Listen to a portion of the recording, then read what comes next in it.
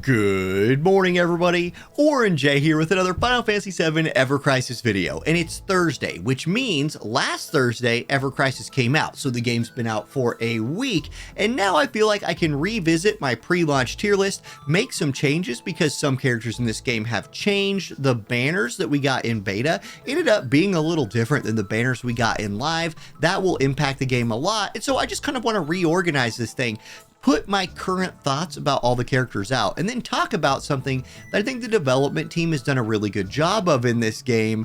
Let's go. And let's start with Cloud. Now look, Cloud was the top of my tier list in the pre-launch tier list, and he's still the top of my tier list now. He's an S tier character, and one thing that I'm going to do here, I don't believe in putting a lot of characters in S tier for this kind of game. To go into S tier, in my opinion, you need to be like clearly the best at a clearly very important thing. And right now, in my opinion, Cloud is clearly the best damage dealer. And in a game where your goal is to kill things, the clearly best damage dealer belongs at the top of the tier list. So that's kind of my rationale for Cloud. You see a ton of him right now. Some of that is because it's Cloud and there's a lot of fans out there for him, but he has a gacha weapon that's limited, that has a gacha battle garb that synergizes perfectly with it, which has just kind of pushed him over the top. There's a lot of enemies weak to lightning. His other weapons, like his standard pool weapons, include clutch debuffs. This guy does a ton of damage, provides a little bit of support to your team. He can even back up heal if you need him to. S tier character. That's where I wanted to start. Next. Okay, I want to start, let's just go down the line. I'm going to do Barrett next. Now, Barrett was a character that I was high on, but kind of for different reasons. Barrett got a bit of a nerf in the launch version of the game, where his debuff now costs more ATB. Barrett's not a character that I like to play, but in kind of exchange for that nerf, he got a banner. Like, he was on Cloud's banner straight away with a brand new battle garb that elevated him in other areas. So he still brings those debuffs to your team, maybe not as spammable, but I feel like he does a lot more damage than he used to. So his role is like a secondary damage dealer that maybe you could build out into like your main damage dealer, exists more prominently than it did before, and his debuffs are still really good. He still brings a lot of utility to your team. So I think he's an A tier character right now, and I'm going to have him just write it out there for the meantime. Now, Tifa, man, I want to put Tifa up here, you guys. In fact, if Dive Kick, her limit break, if that debuff hit everybody, if that hit all bosses, she's an S tier character. Unfortunately, it doesn't. So I'm going to have Tifa riding the top of A tier right now. I still think Dive Kick is an amazing LB. The ability to have like an LB that charges as fast as hers, that does a physical or an armor and magic resist debuff to the enemy is super useful. She got a big change in the launch version of the game in that one of her weapons, the, hold on, let me put it on the screen here. The Sonic Striker, I knew I'd forget that name, that's why I had that ready to go, has that 990% modifier attack. Now, the one you just saw, I don't actually have that 10 duplicate version. I have not wailed that hard on this game yet. I haven't wailed that hard, whatever, you know what I mean.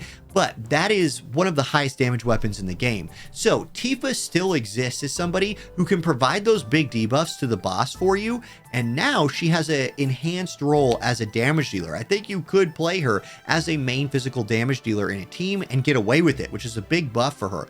Also, she got a new gacha weapon that is a healing glove. Now, that healing glove seems really good at first, but the modifiers on that heal are low enough that you would end up having to spam it to keep a group alive if you tried to have her solo heal. Still, sometimes you need a secondary healer, and having a cheaper option at that secondary healing spot makes her maybe the best secondary healer in the game. So, she's going to be top of A tier on this list. I don't think she's S. I don't think she's Cloud level. But man, Tifa's better than she used to be, in my opinion. Top of A tier. Aerith. Aerith's an S tier character. I've thought about doing this, but I do think damage is better than healing. Healing will help get you through the game, but ultimately those characters you're keeping alive do have to kill the boss. Faster you kill the boss, you see what I'm saying right there, right? So just Aerith's an S tier character. She's the best healer in the game. It's really not that close. 5-star Fairy Tail is such a good healing weapon that I think at this point, whenever you're pulling on a featured banner, personally, I'm always going to have the rate for that boosted.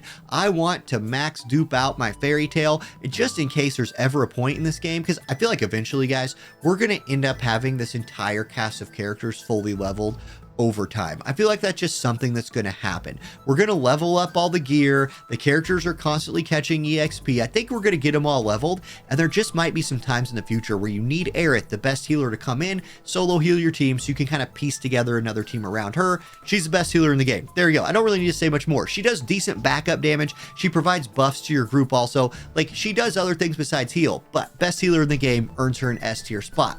Okay, Red. I'm going to drop Red into A tier. He's a character that I was too low on coming into the game. His healing, his like ability as a kind of sub healer for your group is better than I thought it would be. There are some Red mains out there who like use him for magic damage, use him for healing. I've even heard on Discord, people have been sending me message about how like his regenerate has been the difference between them winning and losing some fights. So, okay, I hear you, Red players. I'm not a Red player. He's not somebody I ever like sub into my team, but I'm convinced y'all have higher power levels than me. My max power level right now is like in the 75,000 or something like that. I'm taking this game at my own speed. There are people with higher power levels than me that have been using Red the 8th in all their main teams. Red the 13th. God, I told you guys I call him Red the 8th.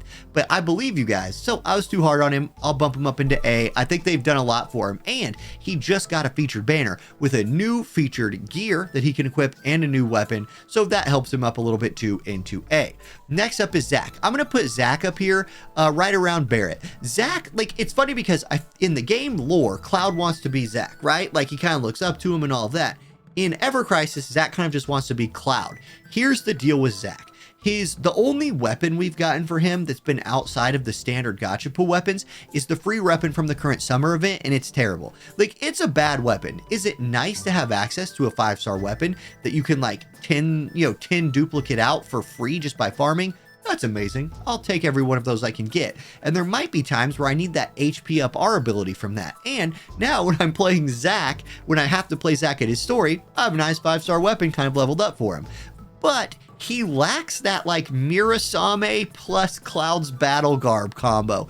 If Zack gets one of those, he could elevate himself to start competing with Cloud as the best damage dealer in the game. Until that happens, we'll just have to wait and see, but that's kind of the future for him. It helps Zack out, in my opinion, that we get the Z-Winder for free. So even if you're somebody who hasn't been pulling a lot, you do have a 5-star weapon for him just walking into the game, which I think is nice. In fact, you have 2 now from this current event.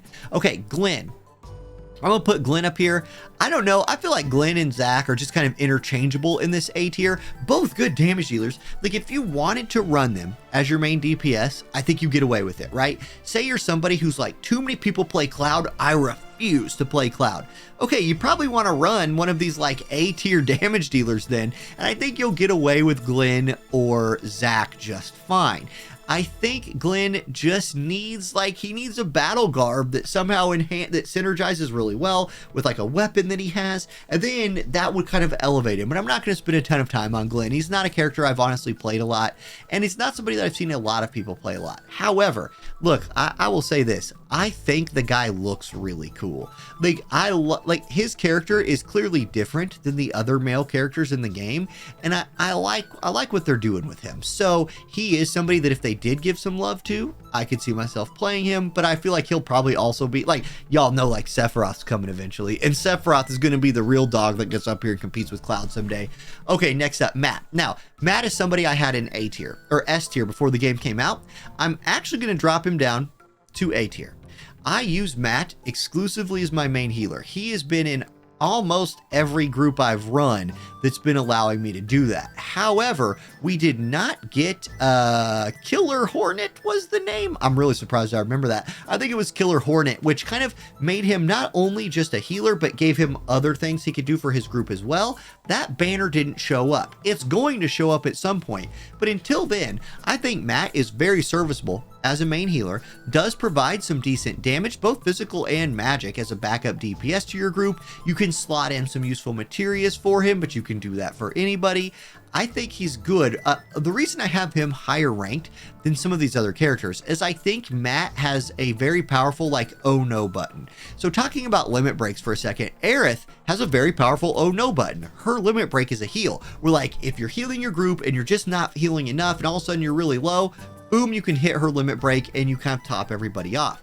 Matt's second limit break, the one that you like go level up, is a little bit of a heal. You're not going to use it like Aerith's, but what it also does is gives you a damage reduction shield that has been very nice to have as kind of a like, hey, I'm fighting something that's a little bit too hard for me. So when this giant watermelon decides to drop 6k damage, or more like, 4k damage on my 3.5k character, maybe I can pop Matt's shield, mitigate that damage a little bit, live, heal up, and then beat the boss. I think that's been a really cool, like, clutch button that Matt has that other characters don't have. So I think that combined with his good healing potential and that we know he's getting some love in a future banner keeps him right there in A. And then there's Lucia. Now look, guys, I loved Lucia in the beta. I think she's such a cool looking character. Female soldier character, guns are her main weapon. All of that's really great, but I just don't know if they know what to do with her. She is going to be the only B tier character on this list. Does she suck? No, she doesn't suck at all. If her silence debuff affected more bosses, she's easily right here. Easily right there, but it just doesn't. Like, and from what I've heard from people, that frustration that I experienced in the beta so much seems to be applying to them as well. Like, there's just times where you're like, man, if I could just keep this boss from doing these special moves, I'd run him over. And so maybe it's just too OP of a thing and they just won't let it be in the game as strong as it needs to be. So what does she need? Well, look, she needs to be able to do some more damage. Like, then if that's going to be her thing, like, give me some machine guns or something that turn her into like an AoE specialist, because right now her damage is on par with like a Matt or something, or like maybe some of these other people, but she doesn't bring the same level of like debuffing or support abilities that they bring. So I think she's kind of in a weird spot. I'd say she's the weakest character in the game right now. She does have a lot of HP. The Lucias that I've seen are thick girls. They're hard to kill, but I'm going to put her into B tier by herself. And that leads me to kind of my overall point in this video.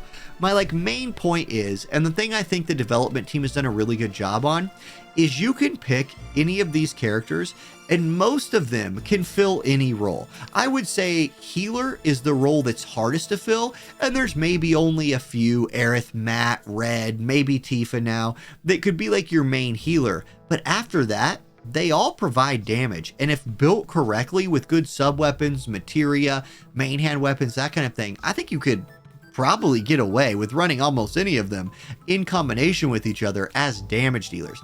And that makes the game so much fun to play. Like, you don't have to play Cloud, Aerith, Barrett, even though that might be the strongest combo, or Cloud, Aerith, Tifa. And that makes sense as the strongest combo because it's the Cloud harem team.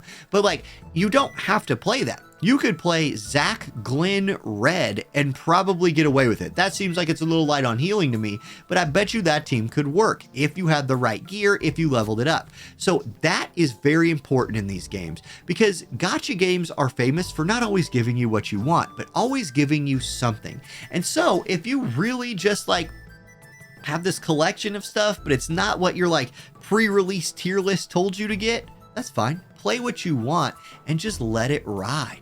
Like, I'm very excited to hit the point in the game, and I'll eventually hit it, where I get to start working Zack in, where I get to start working Glenn in. I will probably time that around a release for those characters, like a banner release, and that's going to be fun. That's going to be fun, and I won't feel like I'm like, man, like, okay, War of the Visions, my main game I cover on this channel. Eileen's my favorite character in that game, and she's been unplayable in most game modes for her entire existence, and that feels bad. I want to play her. She's somebody I've all like max leveled out, but we're in a competitive guild. We're competing for high scores and things, and Eileen doesn't bring to the team what other characters do in like PvP game modes and in most game modes. Yes, she's a guild raid specialist these days, which is nice, but there's not an Eileen on this list. There's not an Uldoa on this list. There's not some character that is just like perma-stuck D tier character in all game modes, and the only people that would ever use them are insane fanboys. Every character in this game is playable, and I think that's a big feather in the hat of the dev team. So thank you guys for watching. Let me know how you feel about this tier list. Let me know how you feel about the characters that you've been playing. I hope you all have been having as much fun as me. I'm taking this game at a nice, steady pace and just really loving it, y'all. Really loving it. Thank you guys for watching. Have a wonderful day, and I'll catch you next time. Peace.